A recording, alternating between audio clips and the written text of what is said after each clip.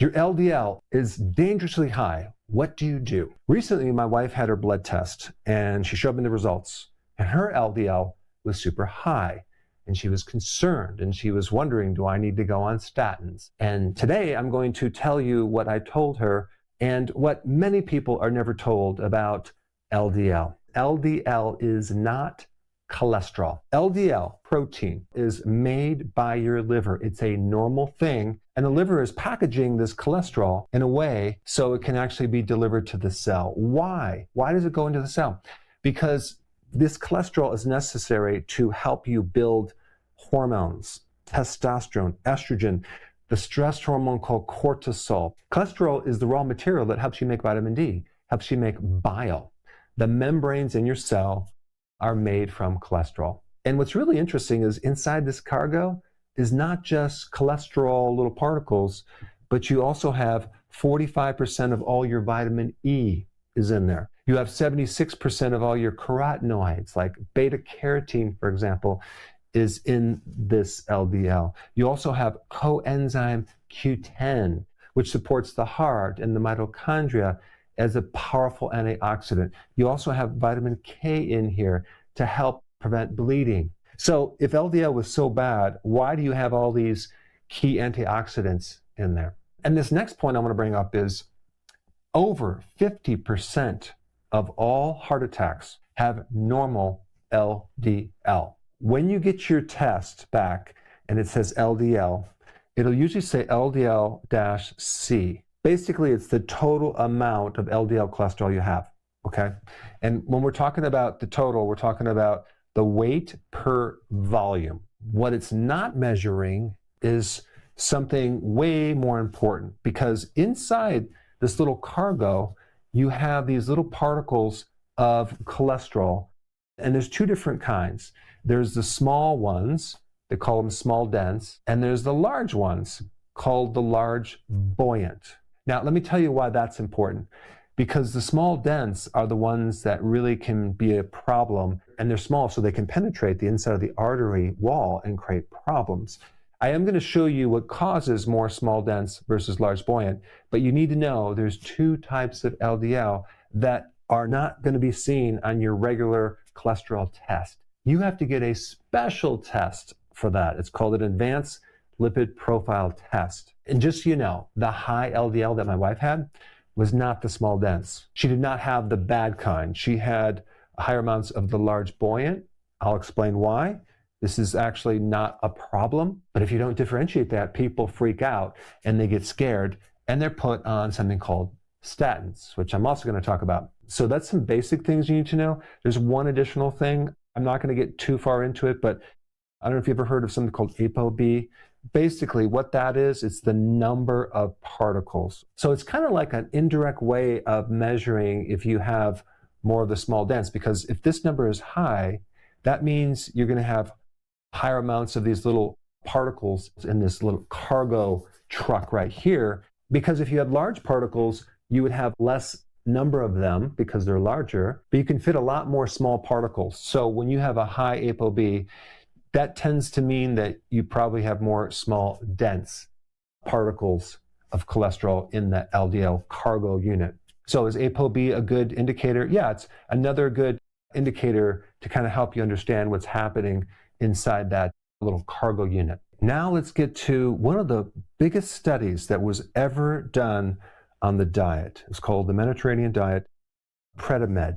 This is the study that a lot of doctors and the news will tell you that you will reduce your cardiovascular events by 30%. So you want to get on this diet because they proved it.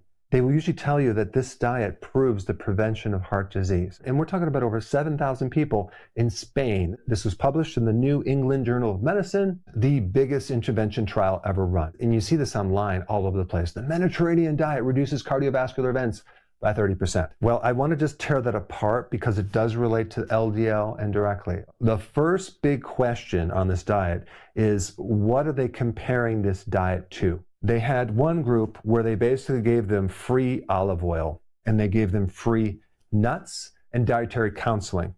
Okay, so that was one group. The other group were told to follow a low-fat diet. That's it. That's what they compared.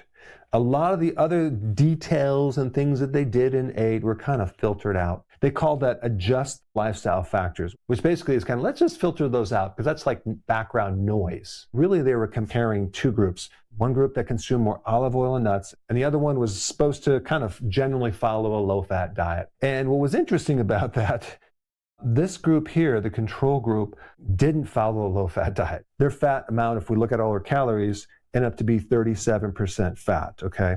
The Mediterranean group had 41% fat. So that was actually more fat. That's a 4% difference, okay? I mean, this is a landmark study that compares people who got free food and coaching against people who got advice that they didn't follow. Then it was retracted. In 2018, the New England Journal of Medicine pulled the study because 21% of the participants never properly were randomized. At one site, the entire group was assigned to the same diet instead of individuals. It was then republished to reanalyze the data, but it could no longer call itself a properly randomized trial. And here's why this matters, because studies that adjust for lifestyle factors, they're actually removing the very things that might be causing the disease. Because the real problem is you can't double blind people in a diet study because everyone knows what they're going to be eating. It's going to be in front of them. So the whole setup, the system of doing randomized control studies never was designed for diet or food because there's too many variables.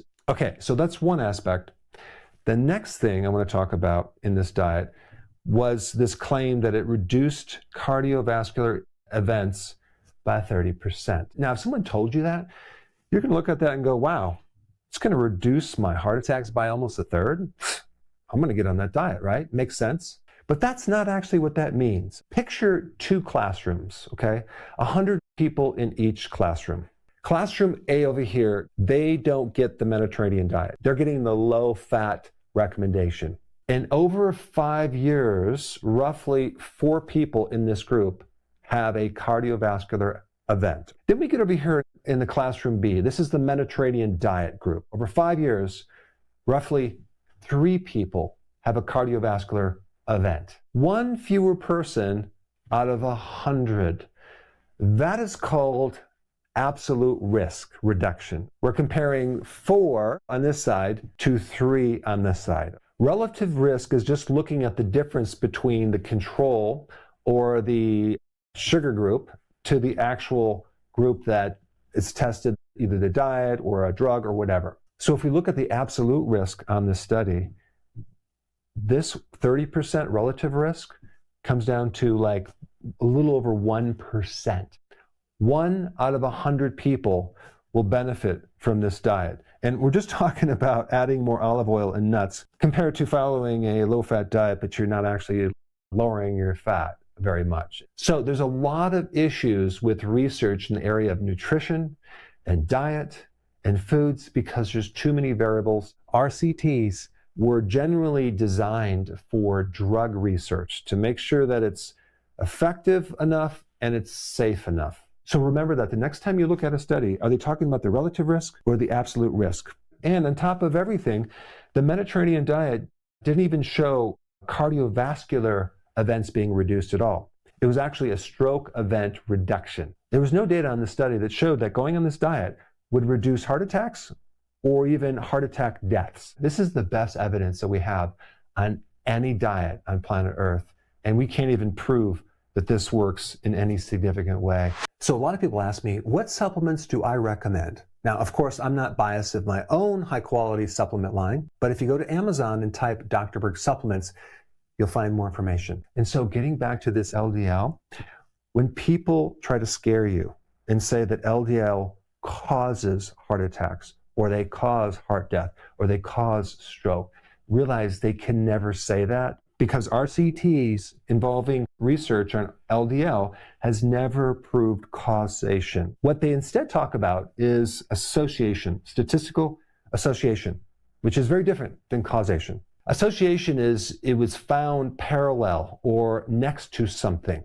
I mean, there's actually studies that show that owning a television puts you at risk for heart disease. But nobody thinks that TVs emit heart attack rays, right?